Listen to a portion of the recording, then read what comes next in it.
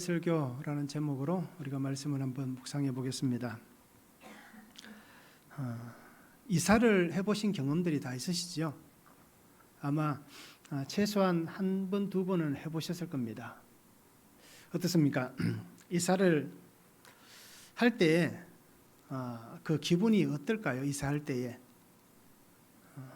어쩔 수 없어서 이사할 수도 있지만 또 좋은 환경이 되어서 이사를 갈 수도 있고요.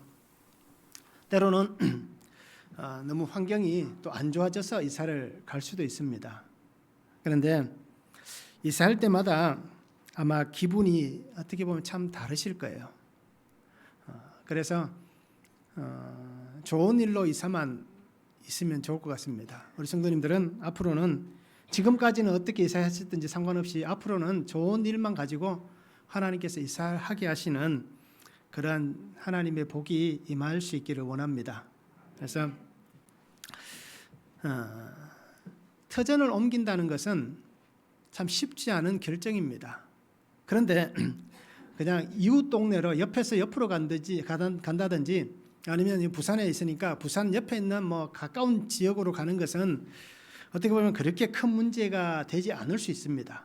그런데 전혀 낯선 땅, 그죠? 다른 환경, 그런 곳으로 이렇게 거주지를 옮긴다는 것은 참 결정하기가 어려울 거예요. 그래서 우리는 아직까지 이민 가보신 분은 여기 없죠. 이제 그러니까 아직 여기 계시겠지만 이민을 가셨으면 아마 여기는 안 계실 거예요. 이민을 가서 낯선 나라, 문화, 환경에서 그곳에서 정착하며 산다는 것은 아마 말로 표현할 수 없을 겁니다. 경험해보지 않은 분들은 이 경험에 대해서 우리가 쉽게 얘기할 수 없을 겁니다. 그냥 좋은 환경을 쫓아서 갔다라고만 우리가 생각할 뿐이지 그들이 겪는 고통이라든지 아픔이라든지 또 그 속에 숨겨져 있는 수많은 일들을 우리는 상상할 수도 없을 겁니다. 그런데 어떻습니까? 이 길을 옮겨갈 때에 우리는 이사하실 때도 그렇지만 어떻습니까? 우리가 하나님 앞에 기도하시면서 하나님께서 내가 갈 곳을 정하여 주시고 그리고 그곳에서 하나님의 역사가 있는 은혜를 달라라고 기도하시면서 이사를 해본 경험이 있는가라는 것입니다. 저는 솔직히 얘기하면 그런 경험은 없는 것 같아요. 왜 그런 것 같습니까? 특히 목회를 하면서부터는 목회지를 따라서 가다 보니까 굳이 이사를 하는 데 있어서 하나님께서 하나님 앞에 그렇게 기도해 본 적은 없는 것 같습니다. 목회지를 옮길 때는 기도를 했지만 그런데 삶의 터전을 옮긴다는 것에 대해서는 아마 이사 문제 가지고 기도해 본 적은 없는 것 같아요. 그런데 우리가 분명히 이 문제들을 놓고 기도할 수 있는 성도가 되기를 원합니다. 그러면 하나님께서 우리에게 좋은 은혜의 역사들을 분명히 이루어 주실 겁니다. 출애굽기 33장 15절에 보면 이런 말씀이 있습니다. 주께서 친히 가지 아니하시거든 우리를 이곳에서 올려 보내지 마옵소서라고 모세가 하나님 앞에 기도하는 장면이 있습니다. 시내산에 있습니다. 출애굽하고 난 다음에 시내산에 있는 그때 하나님께서 이제 가나안 땅으로 올라가라라고 얘기할 때에 모세가 하나님 앞에 기도했습니다. 하나님이 가시지 않으면 하나님이 우리와 함께 하시지 않으면 우리는 절대 갈 수 없습니다. 그 마음을 담아서 하나님 앞에 기도하니까 하나님께서 뭐라고 말씀하셨습니까? 내가 친히 같이 가겠다 라고 말씀해 주셨습니다. 그리고 우리 성도님들이 어떤 일들을 가지고 특별히 기도하실 때에 가장 중요한 것은 내가 기도하고 있지만 하나님께서 이 문제에 대해서 응답하여 주실 때에 움직이시기 바랍니다.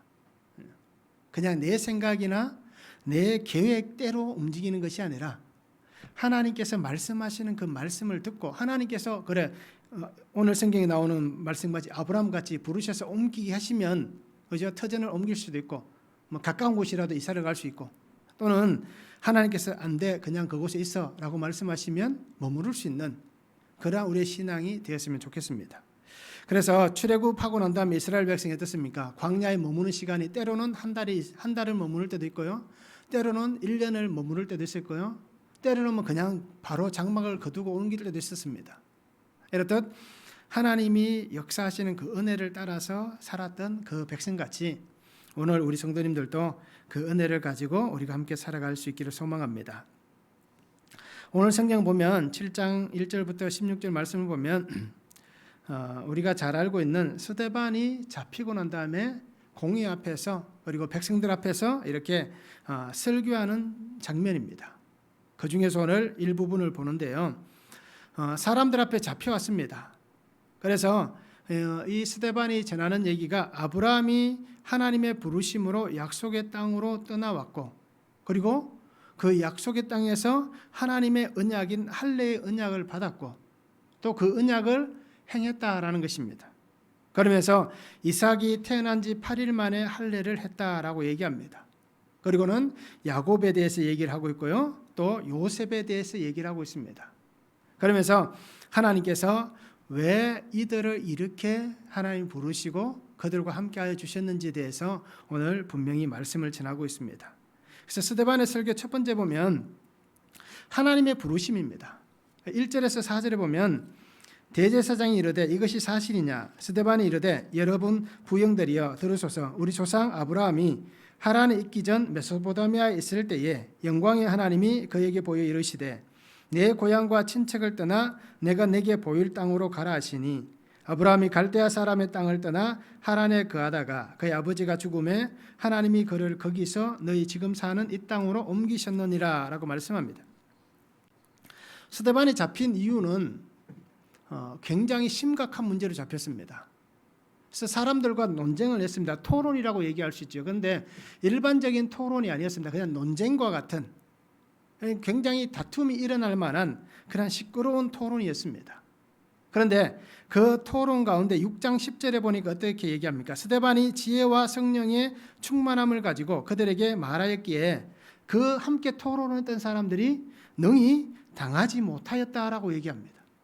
그러니까 토론을 하는데 스데반이 얘기하고 있는 그 주장에 대해서 누구도 다른 얘기를 할 수 없는, 자신들이 아무리 율법을 가지고 그 문제를 풀고 해결하려고 해도 도저히 스데반을 이길 수 없는 그런 상황이 되었습니다.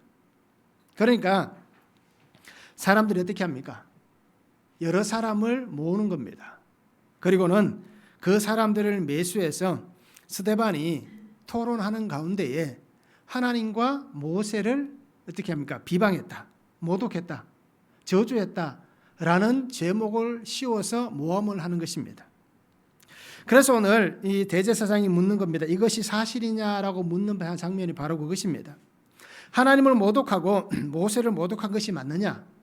또 예수가 성전을 헌다, 자기들이 지금 40몇 년 동안 건축했던 이 성전, 헤롯 성전이 헐어질 것이다 라고 얘기한 것이 사실이냐? 또 모세가 전하여준 율법의 이 규례를 고친다라고 얘기했는데 이것이 사실이냐라고 그렇게 물어보는 것입니다. 즉 이 물음은 그냥 한마디로 얘기하면 내가 하나님을 향하여서 대적하였느냐라고 묻는 것과 똑같습니다. 그래서 그들의 그 물음에 대해서 스데반이 오늘 하나님이 주신 이 성령의 은혜를 따라서 앞에 6장에 보면 어떻습니까? 그 스데반의 얼굴이 15절에 보니까 천사의 얼굴과 같더라라고 말씀하잖아요. 그러니까 스데반이 그 공회에 잡혀 있으면서도 그들 앞에서 하나님의 말씀을 전하는데 성령의 은혜를 따라서 그들에게 말씀을 전하고 있습니다. 그러면서 가장 먼저 그가 시작한 말씀이 하나님께서 아브라함을 부르셨다라는 것입니다. 이 부르심의 은혜에 대해서 스데반이 설교를 시작합니다. 그러면서 어떻습니까? 창세기 12장 1절에서 4절에 나와 있는 말씀이 오늘 본문에도 등장합니다. 여호와께서 아브라함에게 이르시되 너는 너의 고향과 친척과 아버지의 집을 떠나 내가 내게 보여줄 땅으로 가라라고 말씀합니다. 그리고 12장 4절에도 보니까 이에 아브라함이 여호와의 말씀을 따라갔고 룻도 그와 함께 갔으며 아브라함이 하란을 떠날 때에 75세였더라라고 말씀합니다. 하나님께서 우리의 믿음의 조상 이 아브라함을 택하셨다. 그리고 하나님이 특별한 계획을 통하여서 그를 하나님이 세우시고 있다라는 것입니다. 그러면서 그에게 분명하게 하나님 말씀하신 것은 내가 이 터전을 떠나야 된다. 고향과 친척과 이 삶의 터전을 떠나서 내가 내게 보여줄 그 약속의 땅으로 가라라고 분명히 말씀해 주셨다는 겁니다. 그러면 이 스데반이 설교하는 가운데에 왜 하나님께서 그를 이렇게 옮기시는가라는 것입니다. 그를 하나님이 옮기시는 이유가 있습니다. 그를 하나님께서 구별하시고 성별하시기 위해서입니다. 그가 살고 있던 하란이 어떤 도시인지 우리는 압니다. 우상의 도시였습니다. 범죄의 도시였습니다.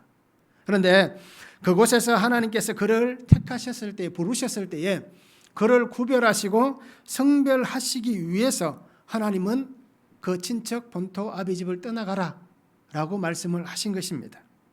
그래서 하나님의 이 주신 약속의 삶에 하나님이 택하신 성별된 자의 삶을 살게 하시기 위한 하나님의 은혜 안에서 그를 떠나게 하시는 것입니다.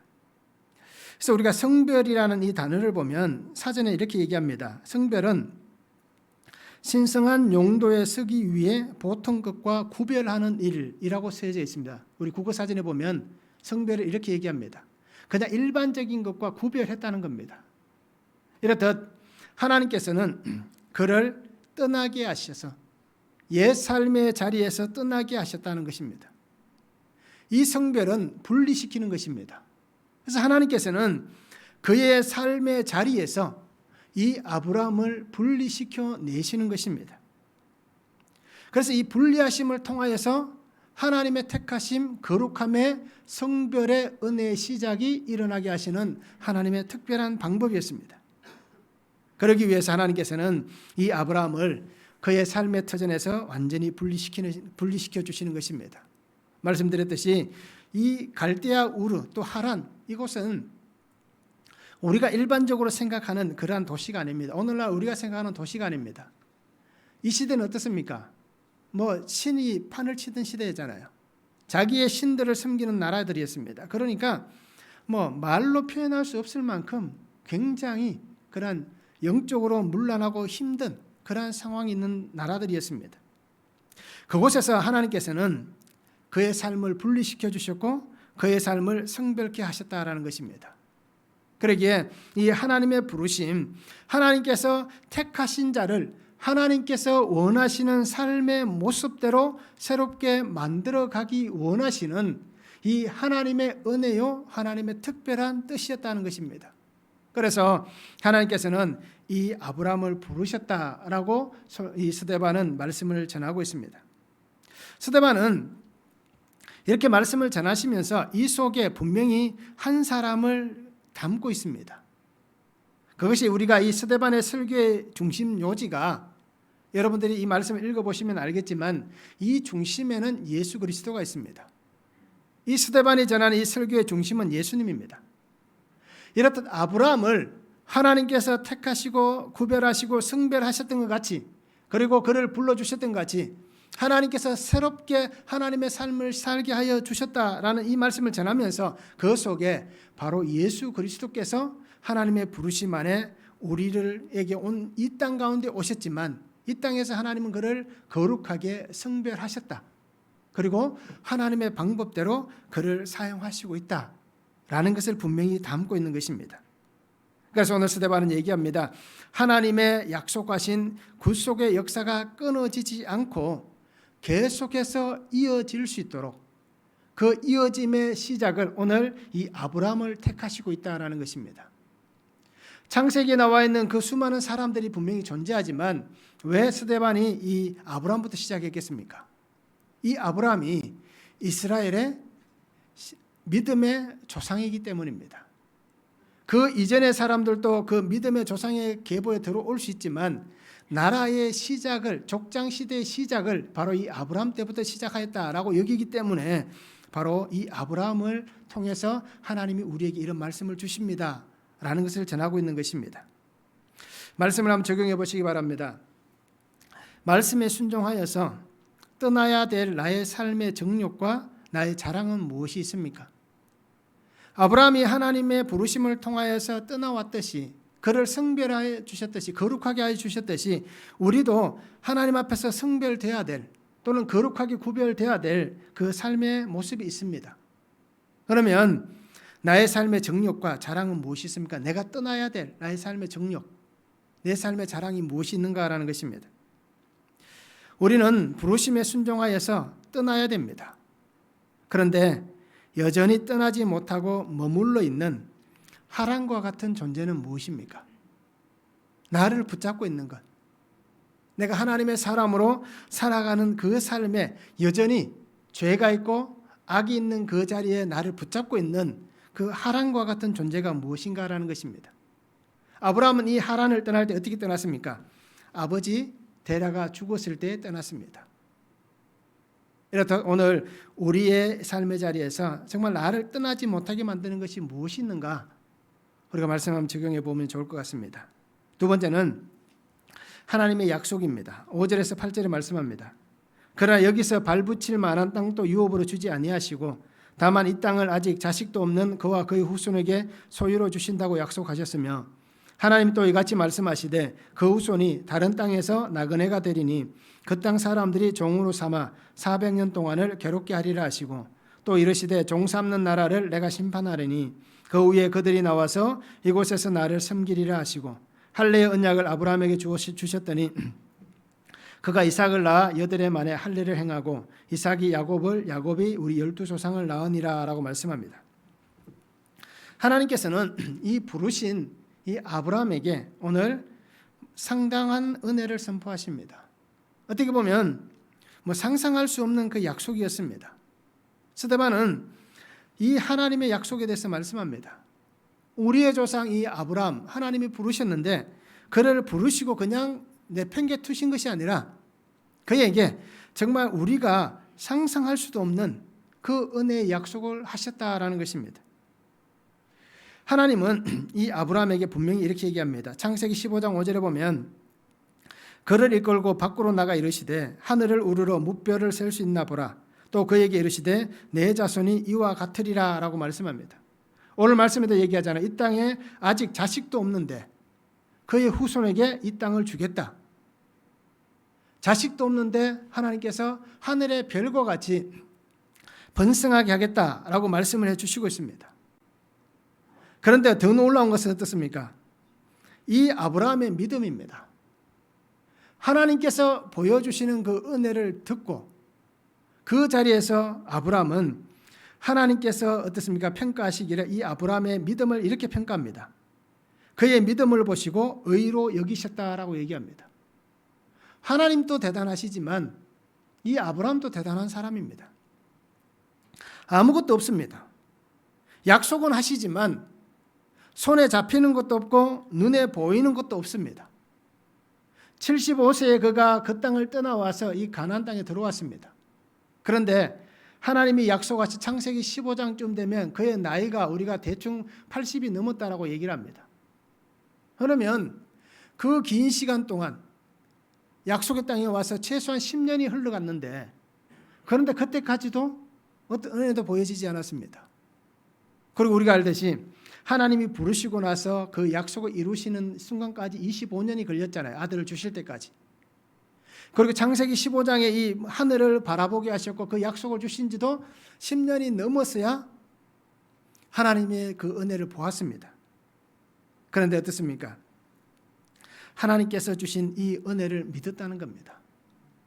나의 눈에 보이지 않아도 나의 손에 잡히지 않아도 하나님께서 말씀하시고 하나님께서 내게 주시기 때문에 그것을 믿음으로 받은 것입니다. 스데반은 이렇게 얘기합니다. 하나님께서 아브라함에게 하신 이 약속은 이 땅의 약속, 자손의 약속은 하나님께서 그를 성별하고 거룩하게 만들어 가시는 하나님의 약속이었다라고 얘기를 하고 있습니다. 우리가 알듯이 중간에 이스마엘이라는 아들이 태어납니다. 그런데 그를 향해서 하나님의 약속의 아들이다라고 얘기하지 않습니다. 우리가 알듯이 이 아브라함도 살아가면서 굉장히 여러 가지 반복되는 죄도 지었습니다. 부인을 누이라고 속이면서 그 죄를 범하기도 했습니다. 이렇듯 그러한 모습들도 그에게 있었지만 그런데 스데반이 얘기하는 것은 그가 사는 삶이 우리와 똑같은 그러한 육신을 가지고 살아가는 삶의 모습이지만 그런데 하나님께서 그에게 이런 약속들을 통하여서 그를 더 하나님의 사람으로 거룩하게 만들어가고 세상에서 분리시켜서 하나님의 성별된 하나님의 쓰시기에 아름다운 그러한 사람으로 만들어가고 있다라는 것입니다. 그러면서 하나님께서는 그에게도 고난을 주셨습니다. 그리고 그 고난이 오늘 우리 가운데도 있습니다 라고 얘기를 하고 있습니다. 그러면서 오늘 스데반은 다시 한번 얘기합니다. 하나님께서 이 모든 것을 하셨습니다. 그 약속을 이루어 가시는 분은 하나님이십니다. 그러면서 하나의 표를 주셨다라고 얘기하는데 그것이 할례다라고 얘기를 하고 있습니다. 할례는 하나님의 언약의 약속입니다. 이 할례는 우리가 잘 알잖아요. 잘라낸다라는 뜻입니다. 잘라내버린다. 그런 뜻을 가지고 있습니다. 창세기 17장 10절에 보면 너희 중 남자는 다 할례를 받으라. 이것이 나와 너희와 너희 후손 사이에 지킬 내 언약이니라 라고 말씀합니다. 이 할례를 통하여서 하나님은 이 아브라함이 정말 하나님 앞에서 성별된 자가 되게 하신 것입니다. 하나님의 말씀을 통하여서 그를 계속해서 만져오셨습니다. 굉장히 오랜 시간 동안 그를 변화시켜 오셨습니다. 그래서 마침내 하나님은 이 할례를 통하여서 하나님이 그를 완전하게 빚어 오신 것입니다. 이렇듯 오늘 우리 성도님들도 한번 생각해 보시기 바랍니다. 이렇게 하나님이 만져가시는 사람, 우리가 생각할 때 나와 아브라함을 비교하면 어떻습니까? 이거는 어떻게 비교할 대상이 아니잖아요. 아브라함도 오랜 시간 동안 하나님이 만지시면서 이 사람이 거룩하게 되고 성별된 사람이 되었습니다. 분리시켜 주셨는데도 여전히 그 삶에 세상의 찌꺼기들이 계속해서 남아 있었습니다. 그러면 우리는 어떻습니까? 내가 예수님을 믿었습니다. 그러면 당장 내일부터 변화된 사람이 돼야 됩니다. 근데 이게 맞을까요? 하나님이 만지시면 가능하지만 그러나 나는 어떻습니까? 하나님을 만나고 은혜를 받아도 여전히 내 삶은 옛날과 같은 삶을 살아갑니다. 그래서 우리가 오해할 수 있는 부분이 예수를 믿으면 당장 변화되기를 원하는 것은 나의 욕심일 수 있습니다. 하나님은 내가 볼 때는 저 사람이 예수 믿는 것 같나라고 여길 수 있지만 그런데 오늘 말씀을 통해서 아브라함을 보시면 우리가 은혜 받을 수 있는 이유가 하나님이 계속해서 만져가시기 때문에 그러면 할례가 일어나는 순간이 분명히 오는 것입니다. 마침내 하나님께서 그를 성별해 주시는 겁니다. 하나님이 택한 그 자리에서 하나님께서 마침내 그를 하나님의 기뻐할 만한 완성된 하나님의 사람이 되게 해 주시는 것입니다. 그러기에 우리는 하나님의 이 약속을 잘 붙잡으시기 바랍니다. 오늘 스데반이 그 사람들 앞에 이스라엘 사람들 앞에서 이 약속을 선포하는 것은 하나님 안에서 여러분들 성별되기를 원합니다. 아브라함을 부르셔서 거룩하게 하셨던 같이 여러분들도 하나님 안에서 거룩하게 되기를 원합니다. 그 거룩하신 예수님을 여러분들이 닮아가기를 원합니다. 라고 분명히 말씀을 전하고 있는 것입니다.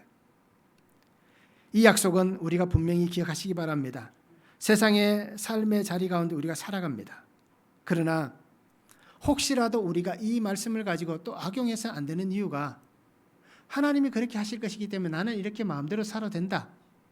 하나님이 언젠가 나를 새롭게 해주실 것이기 때문에 변화시켜 주실 것이기 때문에 지금은 내가 원하는 대로 살아야 된다. 라고 우리가 잘못된 생각을 가져서는 안 되는 것입니다. 그러기에 우리가 항상 말씀을 묵상하시면서 말씀을 잘 하나님 주신 그 생명의 양식을 먹으시면서 그 말씀을 우리가 내가 편한 대로 해석을 해서는 안 된다라는 것을 우리가 잘 기억했으면 좋겠습니다. 그러기에 오늘 하나님께서 할례를 통하여서 잘라내게 하십니다. 아브라함은 오랜 시간 동안 그의 삶을 계속해서 잘라냈습니다. 자신의 힘으로 할 수 없는 것도 분명히 있었습니다.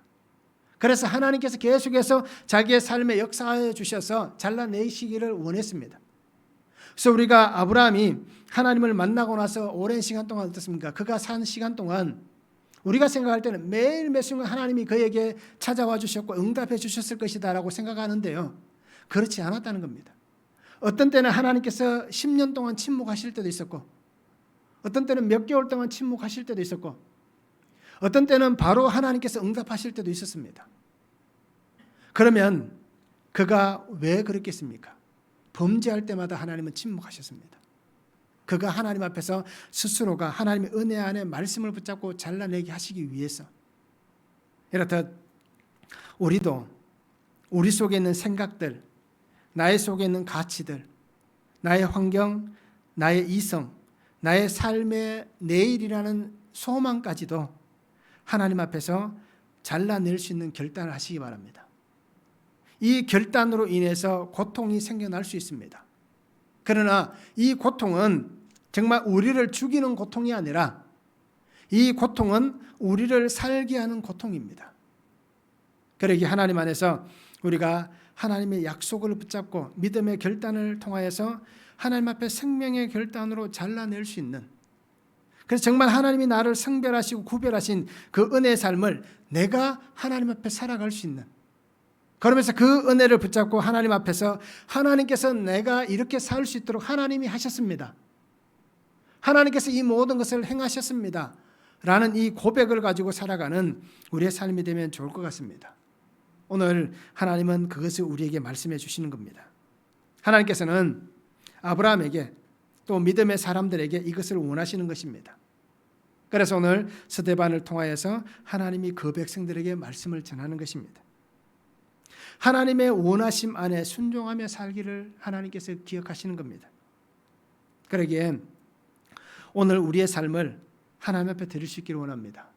그리고 하나님께서 우리에게 주시는 이 말씀을 잘 붙잡고 나아가는 성도가 되면 좋을 것 같습니다. 스데반을 통하여서 하나님은 이 말씀을 하십니다. 그런데도 어떻습니까?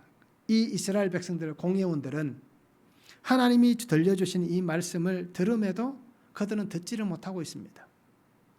결국 이 얘기는 뭡니까? 아무리 우리가 말씀을 읽고 설교를 들어도 들려지지 않는다면, 하나님의 말씀이 내게 살아서 역사하여서 그 말씀이 살아 움직이지 않는다면 우리도 마찬가지로 들어도 듣지 못하고 들어도 깨닫지 못하는 것입니다. 그리고 오늘 우리 성도님들이 기도하실 때에 매일 말씀을 묵상하시면서 하나님의 그 말씀을 들을 수 있도록 기도하시기 바랍니다. 그리고 하나님의 음성을 듣는 순간 내 죄가 보여지도록 기도하시기 바랍니다. 그래서 오늘 이 공의 앞에 있는 이스라엘 백성과 우리가 앞에 나왔던 베드로와 11사도가 길거리에 나가서 각 나라의 방언으로 말씀을 전할 때와 차이가 무엇입니까? 그 말씀을 들었던 무리들은 외국에서 온 사람들, 또 어떻게 보면 하나님을 향하여서 그 마음이 있는 사람들은 그 속에 말씀이 들려져서 찔려서 우리가 어떻게 할꼬라고 탄식하잖아요. 그런데 오늘은 어떻습니까? 우리가 알듯이 이 사람들은 이 스데반의 설교를 들은 다음에 돌로 스데반을 죽이는 일을 합니다. 그리고 우리는 말씀을 잘 들어야 됩니다. 말씀이 내게 들려져야 됩니다. 그리고 우리가 늘 하나님 앞에서 이 하나님의 약속의 말씀을 우리가 원하는, 하나님 내게 이런 복 주세요, 이것만 붙잡는 게 아니라 하나님의 말씀의 은혜를 잘 붙잡을 수 있는 그런 성도가 되면 좋을 것 같습니다. 말씀을 한번 적용해 보시기 바랍니다. 하나님의 약속은 무엇입니까? 나와 우리의 자녀들, 우리의 가정, 내가 살아가는 환경 속에 하나님의 주시는 그 약속의 말씀은 무엇이 있습니까? 이것을 우리가 한번 말씀을 적용해 보시기 바랍니다. 하나님은 내게 어떤 약속을 주셨는가? 또 하나는 정말 하나님의 말씀만 붙잡고 잘라낼 수 있는가라는 것입니다. 과감하게 잘라낼 수 있습니까? 내 손이 썩어갑니다. 그런데 이 손이 썩어가는데 이 손을 의사가 얘기합니다. 이 손 잘라내지 않으면 당신 죽습니다. 라고 얘기하는데 이 손을 계속해서 갖고 있겠습니까? 잘라내야 내가 살 수 있습니다. 그러면 정말 내가 말씀만 붙잡고 잘라낼 수 있습니까? 거룩한 하나님의 자녀로서 하나님의 약속의 말씀을 이루어가는 그 삶을 위해서 내가 잘라내야 될 나에게 있는 것은 무엇이 있는가라는 것입니다. 내가 무엇을 나의 삶에서 내가 무엇을 잘라내야 되는가? 이것을 우리가 말씀을 통해서 한번 잘 적용해 보기를 원합니다. 세 번째는 하나님의 구원의 은혜입니다. 9절부터 16절에 말씀합니다. 여러 조상이 요셉을 시기하여 애굽에 팔았더니 하나님이 그와 함께 계셔 그 모든 환난에서 건져내사 애굽 왕 바로 앞에서 은총과 지혜를 주심에 바로가 그를 애굽과 자기 온 집의 통치자로 세웠느니라. 그때 애굽과 가나안 온 땅에 흉년이 들어 큰 환난이 있을세 여러 조상들이 양식이 없는지라. 야곱이 애굽에 곡식이 있다는 말을 듣고 먼저 우리 조상들을 보내고 또 재차 보내매 요셉이 자기 형제들에게 알려지게 되고 또 요셉의 친족이 바로에게 드러나게 되니라. 요셉이 사람을 보내어 그의 아버지 야곱과 온 친족 75사람을 청하였더니 야곱이 애굽으로 내려가 자기와 우리 조상들이 거기서 죽고 세겜으로 옮겨져 아브라함이 세겜 하몰의 자손에게서 은으로 값주고 산 무덤에 장사되니라 말씀합니다. 스데반은 하나님께서 하나님의 하시는 일, 구원의 은혜를 이루어 가신 일을 계속해서 멈추지 않고 진행해 나가고 있는 것을 이렇게 어떻습니까? 그 믿음의 조상들을 계속해서 언급하며 얘기를 해주고 있습니다. 오늘 성경에 등장하는 이 요셉은 어떻습니까? 야곱의 편애 때문에 굉장한 시기를 받았습니다. 그래서 우리가 이렇게 얘기합니다. 문제 자녀는 없고 문제 부모만 있다라고 얘기하시잖아요. 우리가 그걸 다 인정하실 겁니다. 이렇듯 야곱의 편애 때문에 이 요셉이 형들에게 시기를 당합니다. 그리고 어떻게 됩니까? 형들의 분노로 인해서 정말 그 형들의 분노가 표출되어서 구덩이에 던져버리잖아요. 근데 마침내 그 구덩이에 물이 없어서 다행히 생명을 잃지는 않았습니다. 그런데 형들이 어떻게 합니까? 이스마엘 상인들이 지나가는 것을 보고 돈을 받고 동생을 팔아버립니다. 노예로. 이게 어떻게 보면 참 가능한 일이겠습니까? 아무리 화가 나고 시기가 나고 그렇다 하더라도 그 동생을 노예로 판다는 건 이건 뭐 있을 수 없는 일이잖아요. 그런데 우리가 자세히 들여다보면 하나님께서 죽이지 않기 위한, 그죠? 죽음을 면하게 하시는 하나님의 은혜였습니다. 어떻게 보면 요셉에게 있어서는 굉장한 고난이고 고통이고 눈물이지만 하나님은 그에게 이런 은혜를 주신 겁니다. 그러면서 오늘 성경이 뭐라고 얘기합니까? 하나님이 그와 함께 계셔라고 얘기합니다. 요셉이 처한 상황, 요셉이 있는 그 환경, 그죠? 구덩이에 빠지고 탈려가고 또 종으로 살고 그리고 노예가 되고 감옥에 갇히는 이 모든 환경들, 또 총리가 된 환경, 이 모든 환경 속에 하나님이 그와 함께 계셨다라고 말씀합니다. 왜 하나님께서 요셉과 함께 하셨습니까? 왜 하나님이 함께 하셨을까요? 이유는 아주 간단합니다. 구원을 위해서입니다. 궁극적인 구원은 하나님께서 그 땅에 앞으로 일어날 기근, 정말 그 심각한 일들에서 온 땅을 구원하시기 위해서, 또 하나는 그 기근 때에 하나님의 약속의 백성들이 멸망당하지 않고 구원받게 하기 위해서, 그리고 그 속에는 하나님의 이 구속의 역사, 예수 그리스도께서 오시는 그 은혜의 길이 끊어지지 않게 하시기 위해서 하나님께서는 이 요셉과 함께 하셨다는 것입니다. 그런데 더 놀라운 사실은 뭡니까? 요셉은 메시아의 계보에 들어가지 못합니다. 하나님께서 구원을 위하고 구속의 은혜를 이루어가는 그 하나의 도구로 이 요셉을 사용하시지만 요셉은 그 계보에는 들지 못하는 것입니다. 그런데 오늘 우리가 분명히 말씀을 보시기 바랍니다. 하나님이 그와 함께 하셨다라고 얘기합니다. 그러면서 오늘 성경이 또 얘기합니다. 요셉의 모든 것이 다 드러났다라고 얘기합니다. 요셉이 살아왔던 그 삶의 모습, 이 애굽에서 총리가 되고 났을 때는 어떻습니까? 그가 감옥에 있었다는 것, 보디발 장군의 집에서 종으로 살았다는 것, 그가 어느 곳에 있는지 모르지만 이스마엘 상인들에게 팔려와서 이 애굽에 있었다는 것 밖에 사람들이 몰랐을 겁니다. 그러면서 요셉이 얘기했던 것 같이 나는 이런 죄를 짓지 않았습니다. 감옥에 들어올 만큼 죄를 짓지 않았습니다. 그 얘기는 알았겠지만 정말 그가 어떤 삶의 배경을 갖고 있었는지, 그가 출신지가 어딘지, 그의 가족은 누가 있는지, 그의 사상은 뭔지에 대해서 아마 잘 몰랐을 겁니다. 그런데 오늘 성경에 보니까 결국 이 모든 것들이 바로 앞에서 드러나게 되었다라고 성경은 말씀합니다. 하나님께서는 그 백성을 구원하시기 위해서 요셉을 드러내신 겁니다. 하나님께서는 그 백성을 향한 그 약속을 이루시기 위해서 이 요셉을 드러낸 것입니다. 또 하나님께서는 그 약속이 계속해서 다음 세대로 흘러갈 수 있게 하시기 위해서 하나님은 이 요셉을 드러내시고 있습니다. 때로는 하나님께서 그를 사용하실 때 숨겨서 사용하실 수도 있지만, 그러나 하나님은 하나님의 사람들을 사용하실 때 숨기지 않습니다.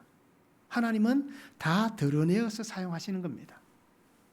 그래서 우리가 혹시라도 오해할 수 있는 부분들이 이런 겁니다. 누군가가 내게 와서 하나님이 내게만 말씀하셨습니다. 그죠? 하나님이 내게만 이런 은혜를 주셨습니다. 라고 얘기하면서 우리를 미혹하는 사람들이 생겨날 수 있는데, 그런 속삭임에 넘어가지 말라는 것입니다.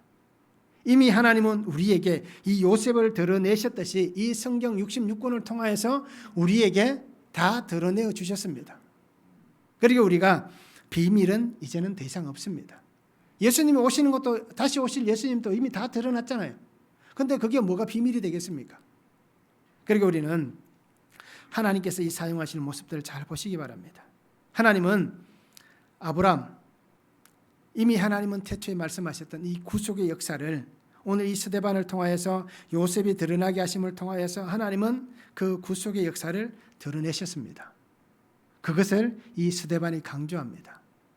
여러분들이 십자가에 못 박아 죽인 예수, 이 사람이, 요셉이 그 바로 앞에 드러나고 온 천하의 요셉이 드러난 것 같이 하나님께서 구원하시는 이 예수, 구원의 역사를 멈추지 않고 우리에게 드러내셨습니다. 그가 바로 예수 그리스도이시고 그를 여러분들이 죽였습니다. 이 역사의 중심은 예수님을 통하여서 흘러가고 있습니다. 예수님이 이 역사의 중심입니다. 라는 것을 분명히 스데반은 다시 한번 밝히고 있는 것입니다. 그러기 오늘 하나님은 우리에게 이 은혜를 주셨습니다.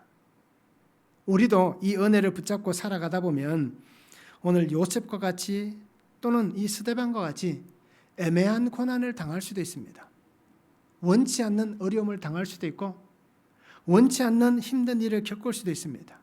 경제적인 문제가 있을 수도 있고요. 물질의 문제가 있을 수도 있고요. 또는 가족 간의 문제가 있을 수도 있고요. 사람과의 관계의 문제가 있을 수도 있고요. 때로는 내게 건강의 질병의 문제가 있을 수도 있고요. 내가 감당할 수 없는 그런 애매한 고난이 우리에게 다가올 수 있습니다. 그런데 그것이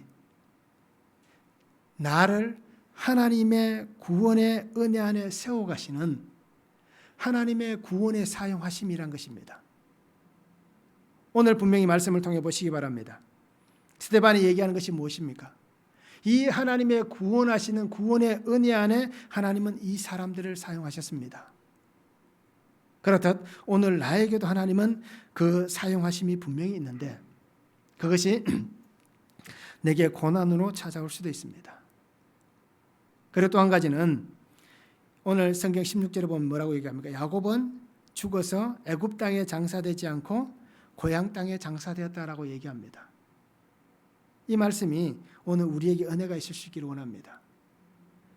믿음으로 바로 선 한 사람을 통해서 그를 통하여서 그와 관련된 사람들이 하나님의 약속 안으로 돌아올 수 있는 것입니다. 내가 믿음 안에 바로 서 있으면, 내가 하나님의 말씀 안에 바로 서 있으면 우리의 자녀들이, 우리의 형제들이, 우리의 남편과 우리의 아내들이, 또 우리의 이웃들이 하나님 안에 회복될 수 있는 것입니다. 바로 선 그 한 사람 때문에 그 사람이 구원을 위해서 하나님 앞에서 값을 치르는 그 한 사람의 삶을 통하여서 하나님이 이 놀라운 은혜를 이루어 가시는 것입니다. 그것을 오늘 스데반은 그 백성들에게 분명히 선포를 하고 있습니다. 말씀을 한번 적용해 보시기 바랍니다. 하나님께서는 나의 삶의 중심에 함께 하십니까? 내 삶의 중심에 하나님이 함께하고 계십니까?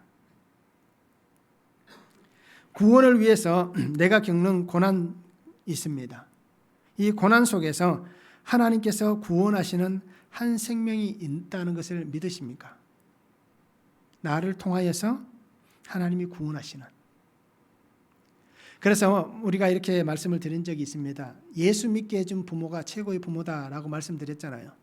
그와 똑같이 예수 믿게 해준 친구가 나에게 최고의 친구입니다. 예수 믿게 해준 지인이 나에게 최고의 지인입니다. 그리고 우리는 내가 하나님 안에서 정말 고난 겪는다 하더라도 그 한 생명을 하나님께서 구원하시기 위해서 내게 이런 아픔을 주셨다 라는 것이 믿어지는가라는 것입니다. 즉 한 사람의 그 신앙 때문에 하나님이 그 사람을 수고하게 하시는 그 은혜가 있다는 것을 우리가 분명히 믿을 수 있었으면 좋겠습니다. 하나님께서는 스데반을 통해서 그 백성에게 하나님의 구원하시는 이 구원의 은혜가 아브라함 때부터 그 전부터 분명히 있지만 오늘 설교를 통해서는 아브라함 때부터 지금 계속해서 흘러와서 예수 그리스도 안에서 이루어졌다라는 것을 선언하고 있습니다.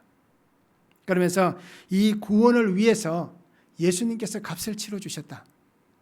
그러니까 우리는 이제 말씀 안에서 순종하며 십자가를 온전히 붙잡고 하나님의 약속의 은혜를 누리며 살자. 아브라함이 그 약속의 은혜 안에 살았고 모세가 그렇게 살았고 야곱이 그렇게 살았고 요셉이 그렇게 살았던 것 같이 오늘 나도 그 약속의 은혜 안에 살아가자 라고 이렇게 말씀을 전하는 이 말씀을 우리가 잘 붙잡을 수 있기를 원합니다. 그래서 나도 이 약속의 은혜를 누리며 살아가는 귀한 성도의 삶이 될 수 있기를 주님의 이름으로 축원합니다. 기도하겠습니다. 사랑의 아버지 하나님 감사합니다. 오늘도 우리에게 주신 말씀을 바라봅니다. 주 은혜 안에 살게 하시고 주의 능력 안에 살아가게 하심에 감사를 드립니다. 항상 주님과 함께 하나님이 나와 함께 하시는 그 은혜 안에 약속의 말씀을 붙잡고 하나님 부르시는 그 부르심 앞에서 날마다 하나님이 나를 구별하신 거룩함에 성별된 자로 하나님의 뜻을 잘 이루어가는 귀한 성도의 삶이 되게 하시고 나를 위해서 값을 치러주신 예수 그리스도 그 예수님의 은혜를 이제 내가 한 생명을 구원하기 위해서 값을 치르며 나아가는 귀한 성도의 삶이 되어지도록 주님 은혜를 다하여 주시옵소서. 그래서 날마다 하나님께서 내게 맡겨주신 그 자리에서 오직 예수 그리스도 중심으로 말씀 안에서 하나님의 뜻을 아름답게 이루어가며 하나님의 거룩한 삶을 아름답게 정말 순종하며 그 뜻을 이루어가는 하나님의 사람된 은혜를 누릴 수 있도록 주님 은혜 위에 은혜를 다하여 주시옵소서. 감사를 드리며 예수님의 이름으로 기도하옵나이다. 아멘.